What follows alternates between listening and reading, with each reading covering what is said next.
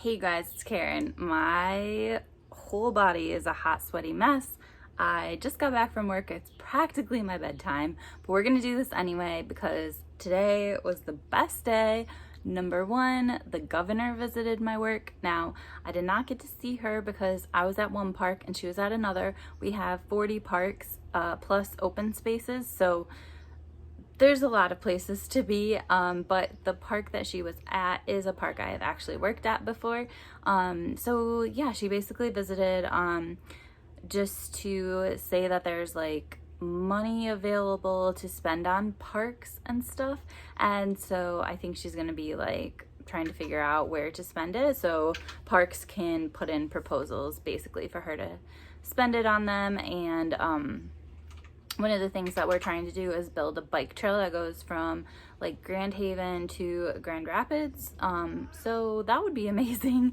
But yeah, anyway, I will include maybe some pictures of her visiting and of my boss going like back and forth on this river so that no big boats would come by her. So funny. But yeah, I also got tons and tons of book mail today. Like, it seems like this happens all the time, that there's one day where I just get tons of book mail. So I'm gonna open that. I'm trying not to buy books, so it's like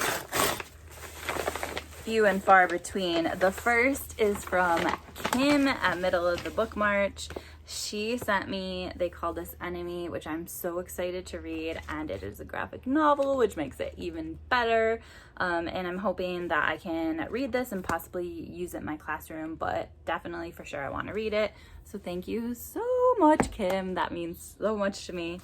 The next book is one that I've been waiting for forever.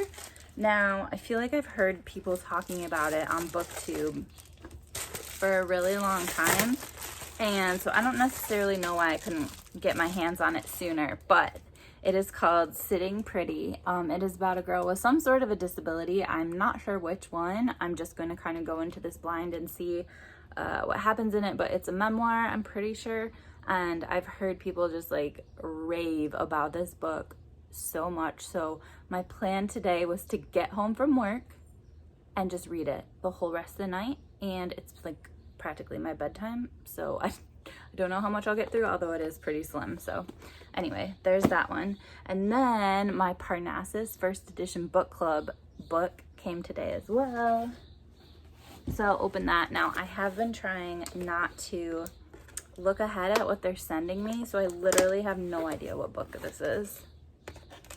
We will see together. We will find out.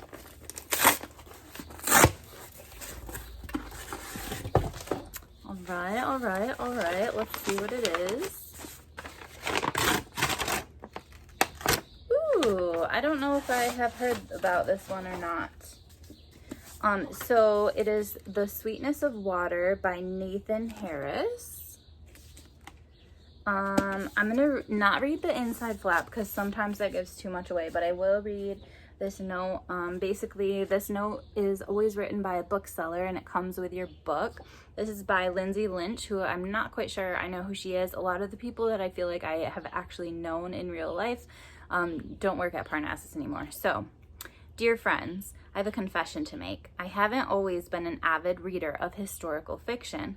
For a long time, the genre brought to mind stories that have been told so many times they begin to feel completely divorced from our current reality.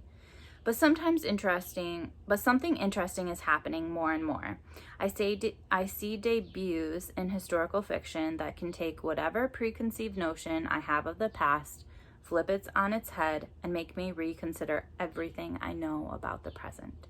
The Sweetness of Water is a perfect example. With this novel, Nathan Harris is redefining historical fiction, digging into the facets of life in the post-Civil War South that we haven't seen in films or history books. The Sweetness of Water shows us the interior lives of the freed Black men who remained in the South, the women who restructured their lives while their husbands and sons went to war, and the white men who needed to reckon with the atrocities they committed.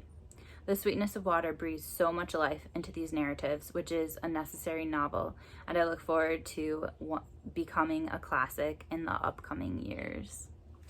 So yeah, this makes me really excited to read it.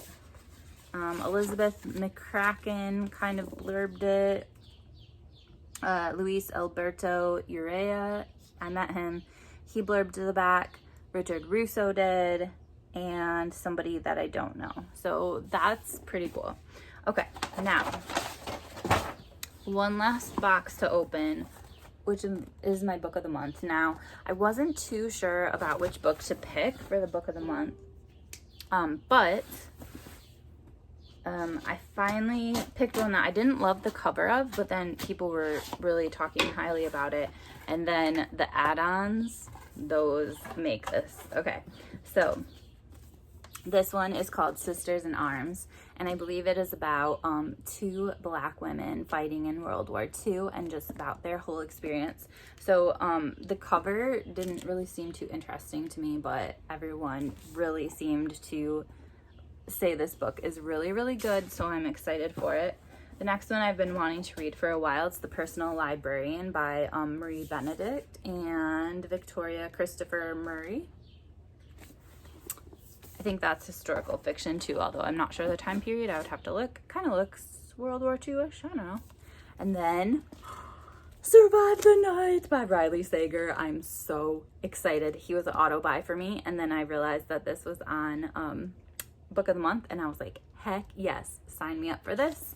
So this is the month that I made that book bin too. I feel like I'm just gonna be reading these books. I don't even have time because I'm working a million jobs, and then I got all these good books. Like, okay, so then I went to my library because last night I had a genius idea, which I feel like other people have done before, but basically I was gonna roll like a random number. Like when I say roll, I mean on my computer, and that number was gonna correspond with a country, and I was gonna read a book from that country. Now I got this country that I don't even remember how to say it because the letters were not the same as how you would say it, and I could only find one book where the author actually lived in that country, and I could not find it in our library in our entire state, and I could not find it online. So I decided, you know what, this is kind of a last minute decision to read from different countries. I'm just gonna start with like the most populated country and move my way down the list by population, and maybe have some more time to think about countries that are lesser known.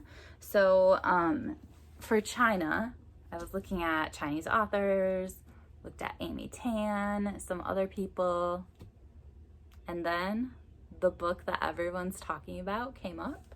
So I will be reading The Poppy War for my Chinese author. And yeah, then I'll just try and, when I'm done with this, pick whatever the next country is. I think it's India, then the United States, but that will probably be skipped because I am American. And just keep going down the list based on population of countries. But yeah, China. Then there's been a big deal about UFOs recently. So I don't know how legit this book is, but I got the CIA UFO papers. Which I have more to say about UFOs later in this week, so just hang on. Then I got The Age of Surveillance Capitalism. I wasn't expecting this to be so hefty, and I don't have a lot of time on my hands, but I did feel like this would be interesting for me to read. And finally, Hail Mary, because I heard this was amazing. And I can't remember if someone said the audiobook was actually very good, so maybe I should not read this and read the audiobook. Not sure. Anyway, that was like mega mail haul day. I'm gonna eat some dinner, bathe all the sweat off my body, and get cozy and read until bedtime. It's gonna be so great. I hope you guys are having an amazing Tuesday. I almost said Monday because most people in America had Monday off. But yeah, I hope you guys are having a good week, and I'll talk to you later. Bye.